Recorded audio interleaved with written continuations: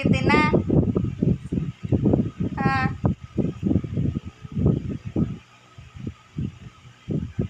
Lipstick ka kahit ganyan balat mo. Tignan nyo guys, nag-lipstick ang baby ko.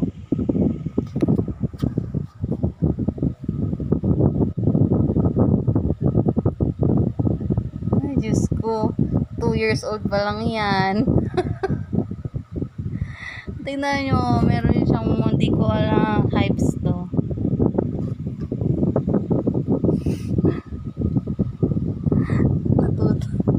Are you pretty na?